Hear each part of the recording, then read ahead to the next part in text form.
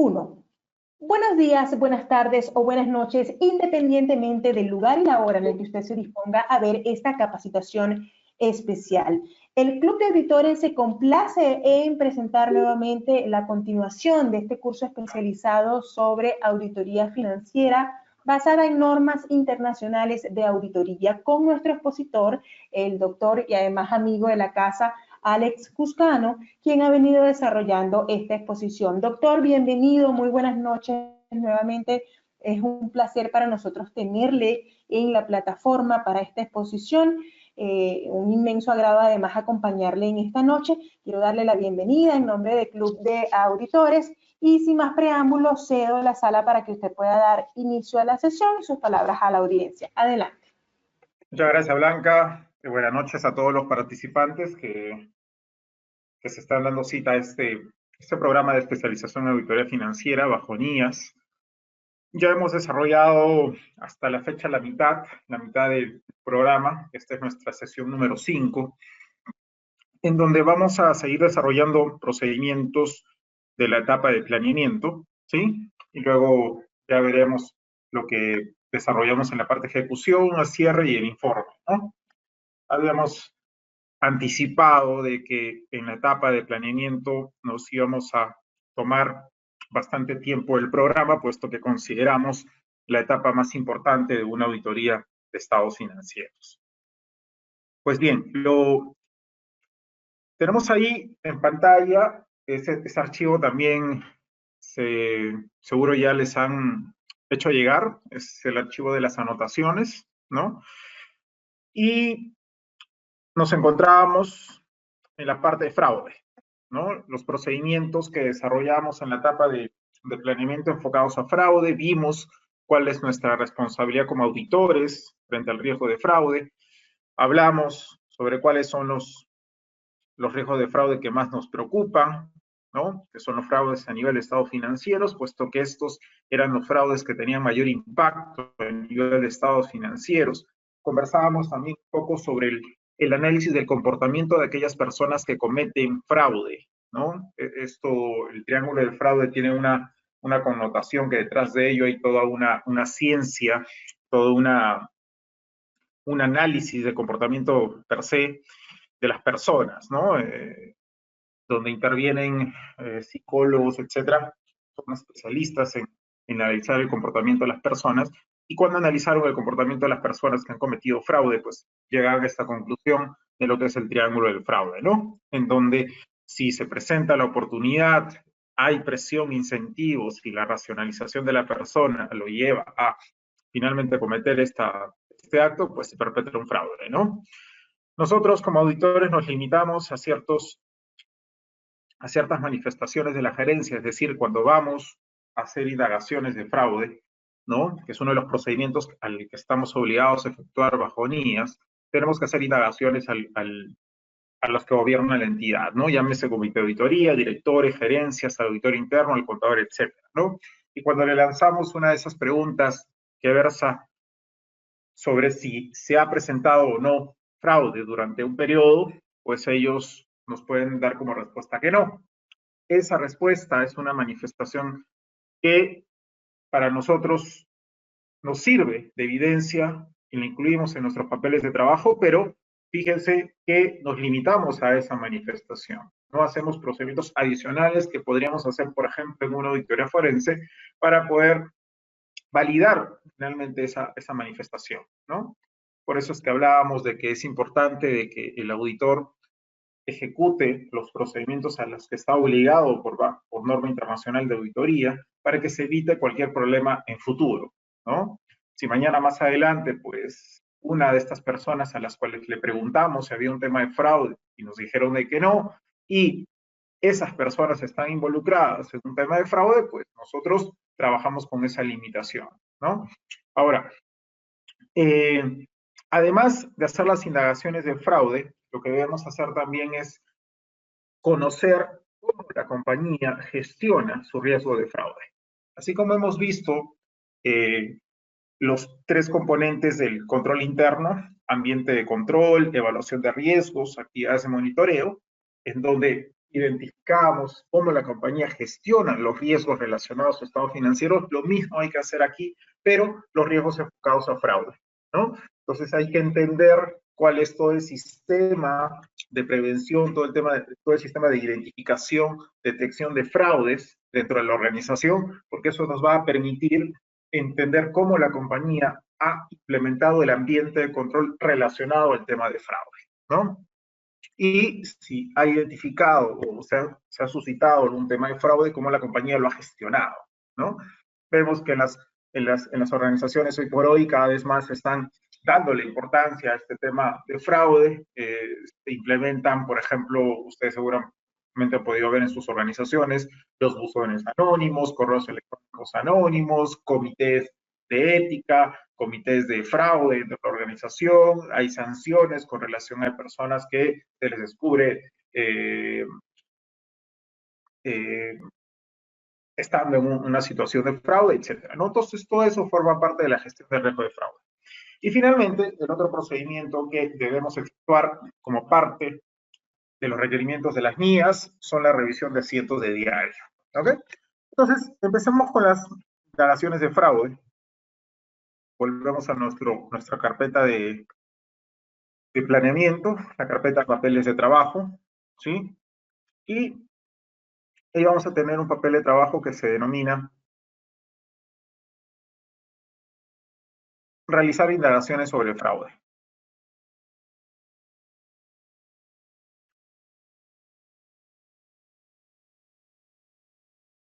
¿Ok? A ver, ubíquenlo por favor. Realizar indagaciones sobre fraude.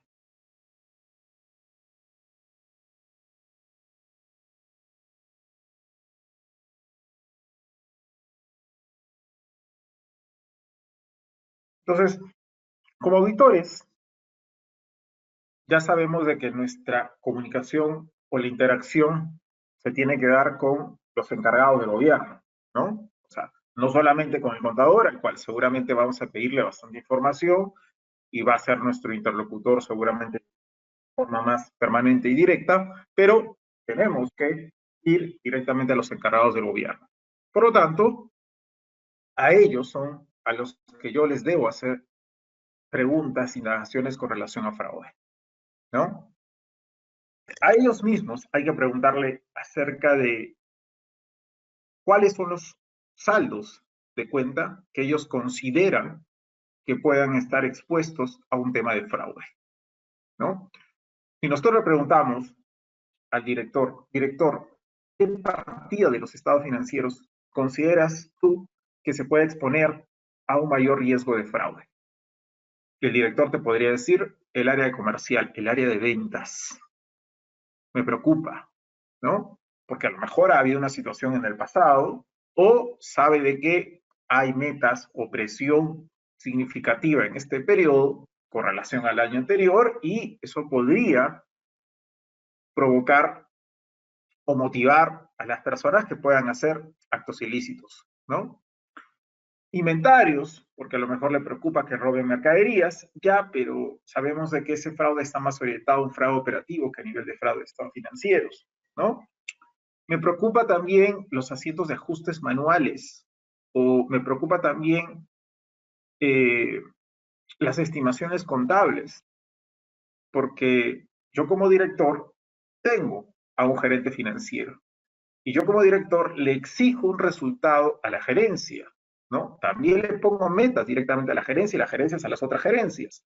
Entonces, me puede preocupar a mí como director que a lo mejor esas cuentas por cobrar no estén reflejando su realidad, porque no se ha constituido suficiente cobranza dudosa para reflejar el riesgo de crédito de los clientes. Entonces, fíjense, si los directores ejercieran una adecuada supervisión y un adecuado ambiente de control también, porque, a ver, es cierto que los directores están enfocados a temas de negocio, perfecto, porque si no, ¿cómo se va a conseguir el combustible acá para que siga arrancando el coche? Eso estamos claros. Pero también debe asegurarse de que las tareas se están haciendo correctamente. Por eso hablamos del sistema de control interno ya en sesiones anteriores. Entonces, a los mismos directores, los les podemos lanzar esas preguntas de qué saldos o qué transacciones pueden estar expuestas a un tema de fraude. Luego también hay que preguntarles cuál es ese proceso que la entidad tiene diseñado e implementado para gestionar todo el tema de fraude, ¿no? Algo así como un sistema de control interno enfocado a temas de fraude, ¿ok? ¿Cómo es esa comunicación entre la gerencia propiamente, que puede identificar los fraudes, y la dirección? ¿Cómo fluye ese tipo de información? Porque recordemos de que nosotros como directores lo que queremos es de que en toda la organización se estén haciendo las cosas correctamente, ¿verdad? Entonces, imaginemos de que se identifica un fraude y el gerente financiero, el gerente general, sabe que si los directores se enteran que ha habido este tema de fraude, la responsabilidad también es de la gerencia. Entonces puede haber ese sosiego, ¿no? Puede haber esa limitación, ¿no? Entonces es importante de que la gerencia general también sea independiente a todos los temas de fraude que se identifiquen y de que se comunique oportunamente y de forma íntegra todo lo que sucede en la organización. De tal manera que el director se va a sentir más tranquilo porque sabe que dentro de la organización la gerencia está actuando de forma independiente, ¿no? Y también hay que indagar con ellos acerca de cómo la gerencia, cómo los directores, cómo el comité de auditoría, cómo la gerencia ejerce dirección, ¿no? Y cómo trata de orientar a su personal para que trabaje de forma íntegra, de forma ética. Porque si bien puede haber una gestión de fraude enfocada a detectar fraudes, lo que se busca también es que se prevenga fraude. Para prevenir fraude se necesita concientizar al personal para que no haga actos ilícitos. Entonces, en lugar de, es un tipo de gestión, en lugar de preocuparnos solamente en buscar y detectar fraude, o preocuparnos también en generar un adecuado clima laboral, un adecuado, una adecuada presión, ¿no? De tal manera que no lo sobrecarguemos al personal, de tal manera que en algún momento podría llegar a pensar en, oye, ¿sabes qué? Estoy muy impresionado, voy a hacer esto, ¿verdad?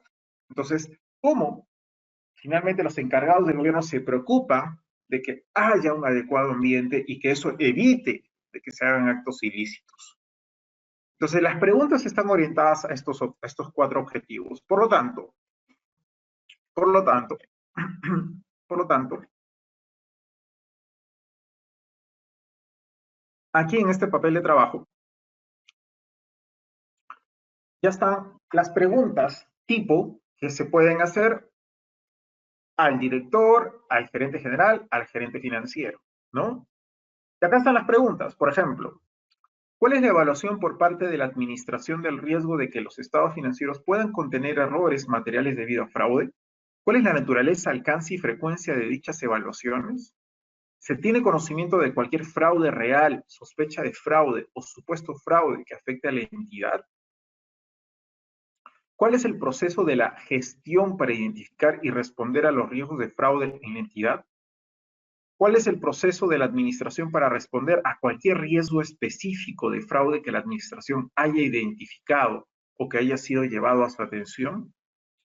Para los saldos de cuenta o revelaciones para los cuales es probable que exista un riesgo de fraude, ¿cuál es el proceso de la administración para identificar y responder a estos riesgos? ¿Qué comunicación, si hay, ha tenido la administración con los encargados del gobierno acerca de sus procesos para identificar y responder a los riesgos de fraude en la entidad? ¿Qué comunicación, si hay, ha tenido la administración con los empleados acerca de sus puntos de vista sobre las prácticas de negocio y el comportamiento ético?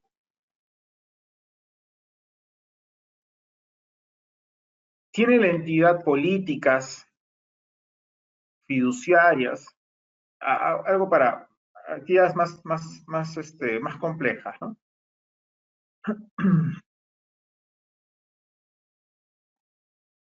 ¿Está cumpliendo actualmente la entidad con todas las leyes y regulaciones aplicables? ¿Alguna vez ha sentido que se le estaba pidiendo, ordenando o presionando para hacer algo ilegal o no ético relacionado con su puesto o puesto anterior en la entidad? ¿Alguna cosa con la que se sintiera incómodo? Es como si te dijera, oye, contador, la gerencia financiera te ha dicho que manipules o que cambies las cifras de los estados financieros. ¿Alguna vez ha expresado a alguien que le reporta preocupaciones que a él, ella u otro se les haya pedido presionado para hacer algo ilegal o no ético? ¿Alguna vez se le ha pedido participar en alguna actividad para registrar erróneamente el monto en los estados financieros? Si es así, describir la actividad que le pidió realizar e identificar a la persona que le pidió realizar